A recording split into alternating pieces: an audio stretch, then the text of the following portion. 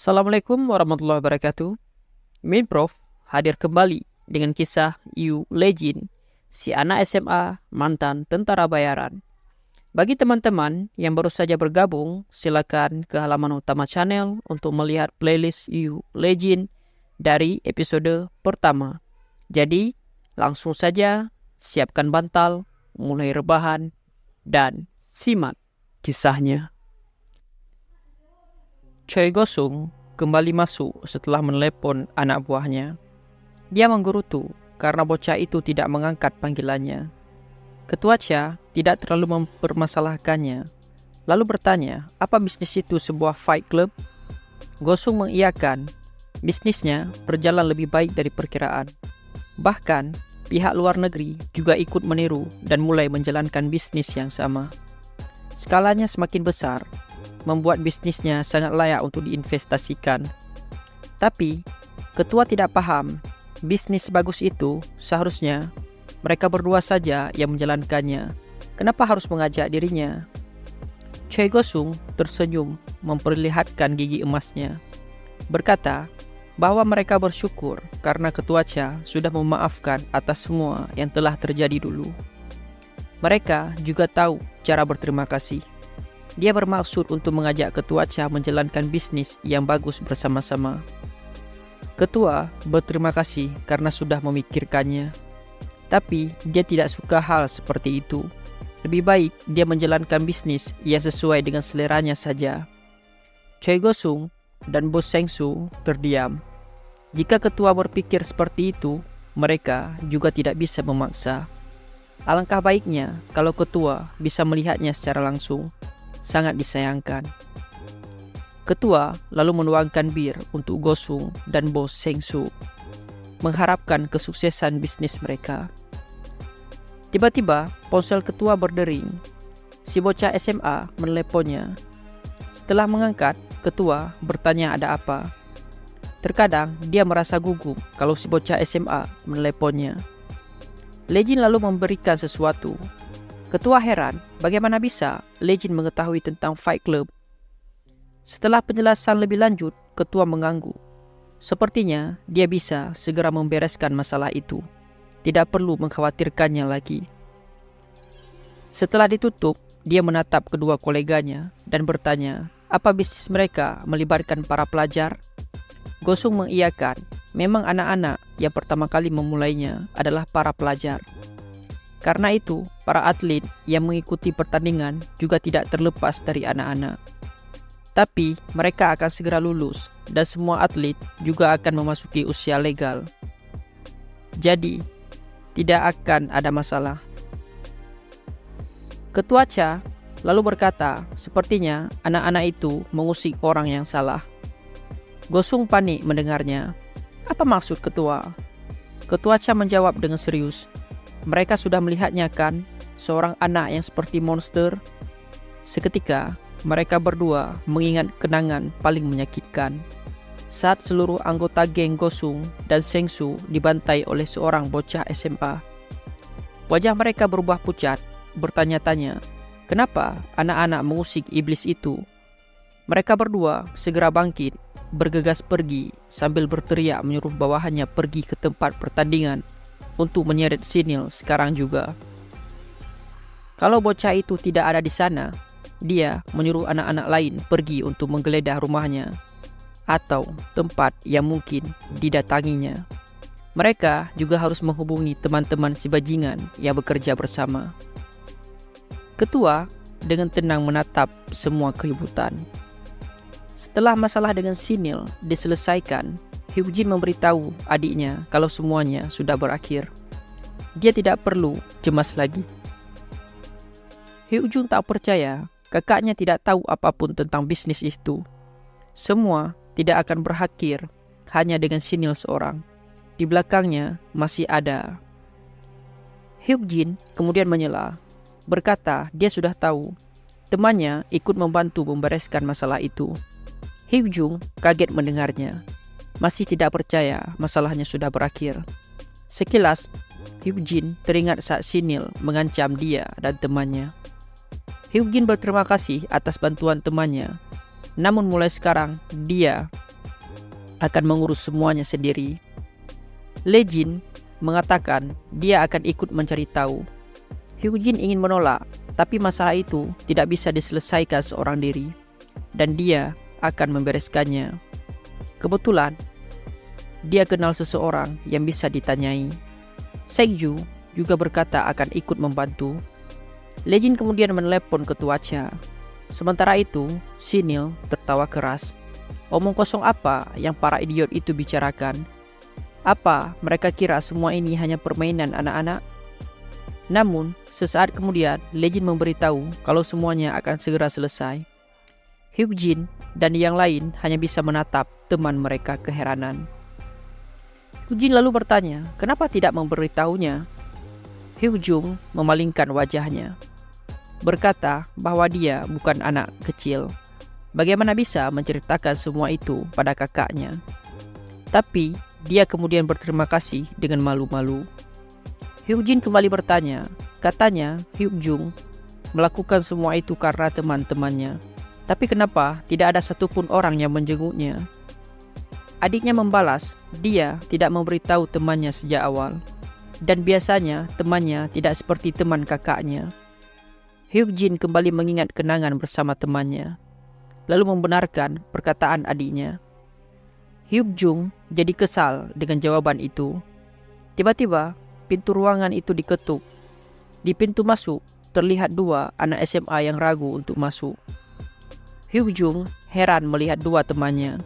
Bagaimana mereka bisa tahu dia masuk rumah sakit? Mereka berdua khawatir melihat keadaan Hyuk-jung. Kenapa tidak memberitahu mereka? Bukankah seharusnya dia memberitahu mereka? Apa yang Hyuk-jung lakukan sendirian? Hyuk-jin meninggalkan mereka. Melihatnya keluar, Jae-hyung bertanya, apa adiknya baik-baik saja? Dia mengiyakan, tapi matanya menatap temannya. Khawatir, Jae-hyung bertanya lagi, apa kondisi Hyuk-jung seburuk itu? Seokju dan Lejin juga menunggu jawaban. Namun Hyuk-jin malah berterima kasih untuk hari ini. Mereka bertiga akhirnya tenang. Saat ini, markas Numbers, mereka sedang membahas strategi untuk menyerang benteng Forest. Tiba-tiba, alarm di luar berbunyi. Dengan cepat mereka mempersiapkan senjata. Saat 018 mengecek kamera pengawas, dia terkejut melihat seseorang wanita yang berjalan sambil mengangkat tangan. Itu 003. Yang lain ikut terkejut. Omong kosong macam apa itu? 003 sudah mati terbunuh. Di hari 001 melarikan diri. 003 menyapa rekan-rekan lamanya, menanyakan kabar mereka. Numbers yang ada di sana terkejut, tidak percaya. 004 juga sama, heran melihatnya masih hidup. 003 menampar punggung 004, meyakinkan mereka bahwa dia masih hidup. 004 marah, bertanya apa yang dia lakukan. Sambil tersenyum, 003 bertanya, bukankah mereka senang bertemu dengannya lagi? Mereka tidak bisa membantahnya. 003 lalu perlahan mendekati 002, lalu menarik dan menciumnya. Sontak membuat yang lain terpaku melihat adegan romantis itu. Lalu 003 mengatakan kalau dia merindukannya. Bahkan sampai sekarang 002 sama sekali tidak berubah. 008 menyela. Mereka kira dia sudah mati. 003 tidak menyangkal. Dia juga mengira dirinya sudah mati. Si ninja bertanya, jika dia masih hidup, kenapa tidak menghubungi mereka selama bertahun-tahun? 003 menjawab, setelah dikalahkan 001, dia kira dirinya sudah mati. Namun, saat membuka matanya, dia sudah berada di ruang rawat. Setelah melalui perawatan yang panjang dan dikurung untuk waktu yang lama di penjara yang tidak diketahui, dia melarikan diri. 008 dan yang lain prihatin mendengar itu, menanyakan tempat seperti apa yang mengurungnya. 003 menanggapinya, tempat itu seperti pangkalan militer. Orang-orang di sana tahu tentang Numbers dan menanyakan berbagai hal padanya. 003 sangat menderita di sana. Jadi, dia tidak mau mengingatnya kembali. 002 terlihat curiga dengan ceritanya, tapi seolah mengabaikan. Melihat tempat itu kosong, 003 bertanya bagaimana keadaan Numbers yang lain. 008 bingung mendengar pertanyaannya. 018 menjelaskan, di antara Numbers yang memburu 001, semuanya tak ada yang selamat, kecuali 003. 003 menyesal mengetahuinya. Seharusnya dia mengomando yang lain dengan lebih baik.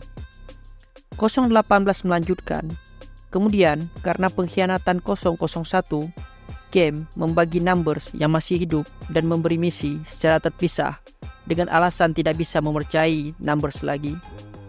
Seiring berjalannya waktu, Numbers kehilangan banyak anggota. Sebelum 018 memberitahu tentang Maya atau 005, 002 menyela bertanya, kapan 003 melarikan diri?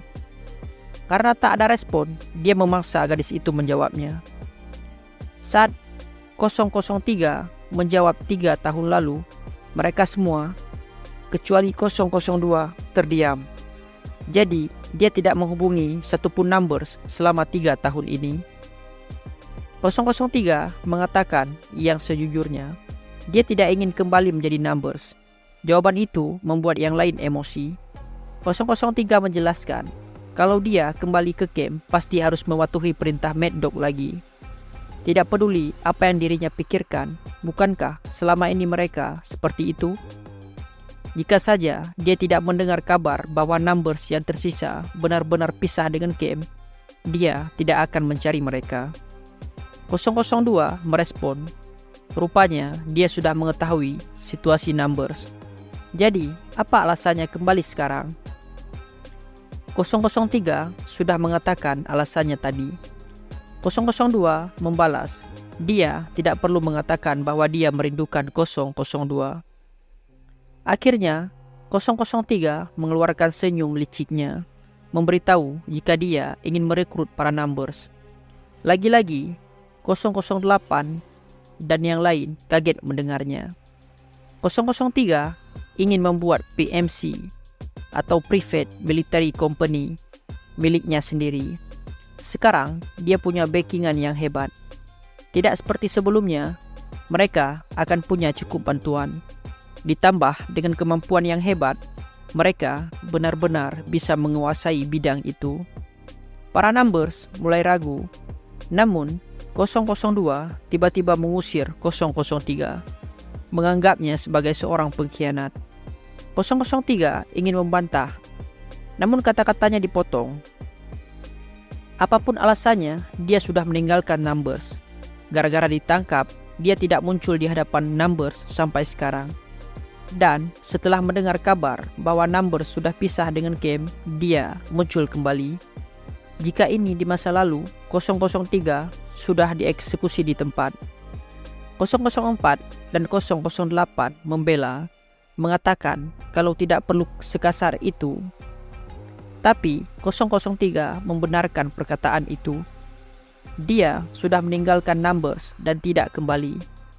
Meski begitu, dia meminta mereka untuk memikirkan baik-baik tawaran tadi.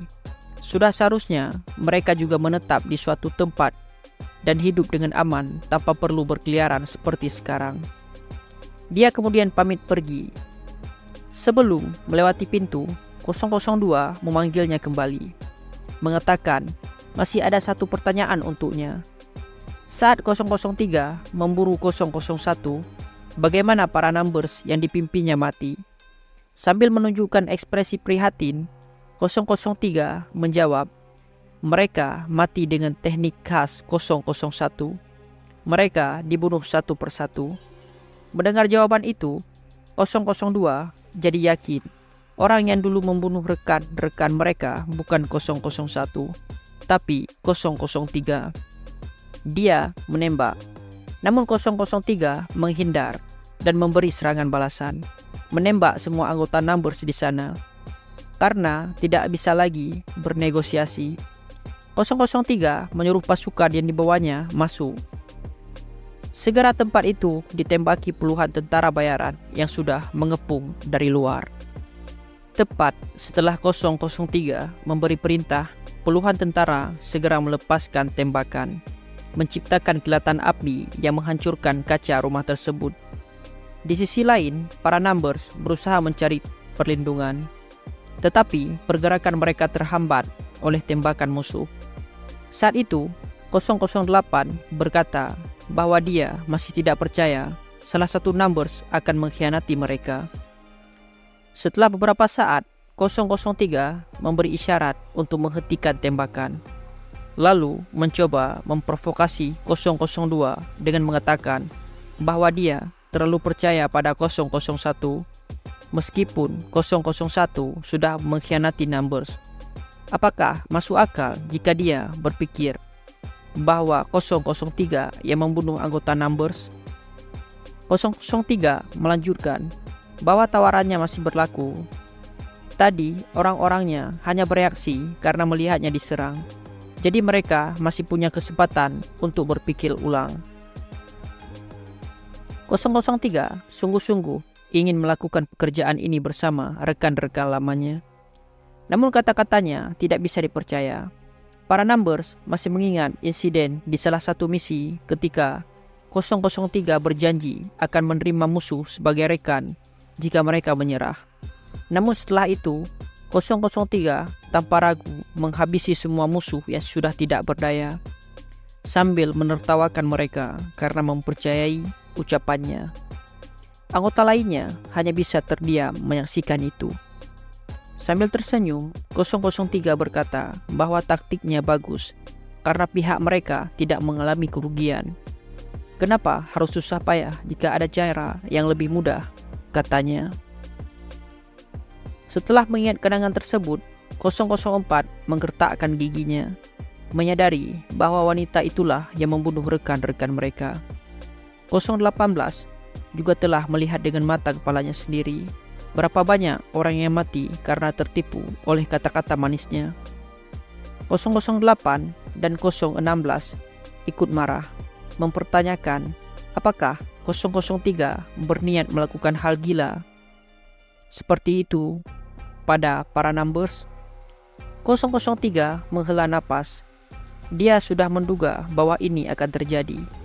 Hubungan lamanya dengan mereka membuat semua ini melelahkan. Namun, ia sungguh-sungguh dengan tawarannya.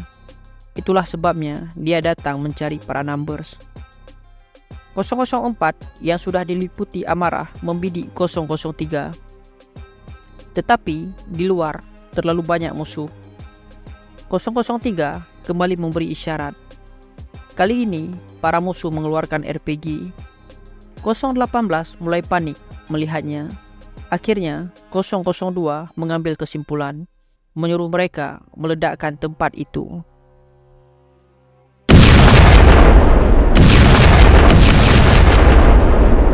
Suara ledakan keras menggema, menghancurkan sebagian besar musuh. 003 tertegun sejenak, lalu memerintahkan anak buahnya untuk masuk. Salah satu musuh melempar flashbang dan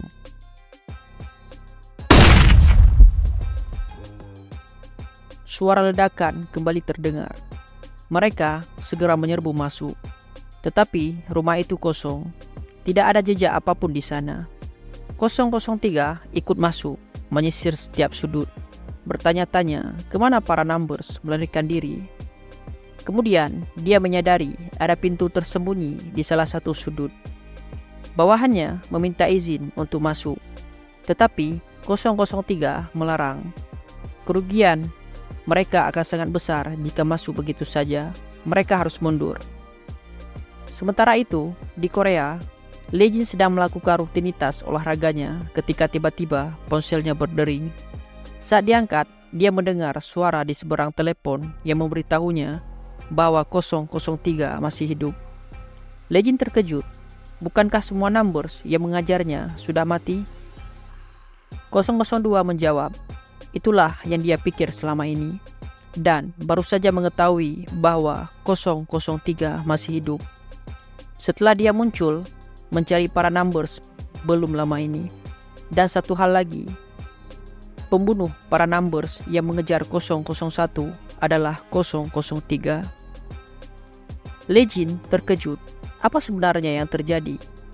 002 menjelaskan bahwa 003 adalah orang yang sulit diprediksi. Dan bukan hanya dia, semua numbers juga sama. Kenangan Legend kembali berputar, mengingat hari di mana dia memutuskan untuk melarikan diri dari game. Di tengah hujan deras, dia melumpuhkan salah satu numbers yang mengejar, lalu berjalan menjauh. Namun numbers yang sudah tak berdaya itu tidak menghentikannya, malah berterima kasih kepada 001 atas segala hal selama ini. Setelah melanjutkan pelariannya, langkah 001 terhenti. Instingnya merasa ada yang tidak beres, dan tepat di belakangnya 003 sudah membedikkan senjata ke kepalanya. Ya, maka berakhirlah kisah You Legend pada hari ini. Min Prof pamit undur diri. Sekian. Assalamualaikum warahmatullahi wabarakatuh.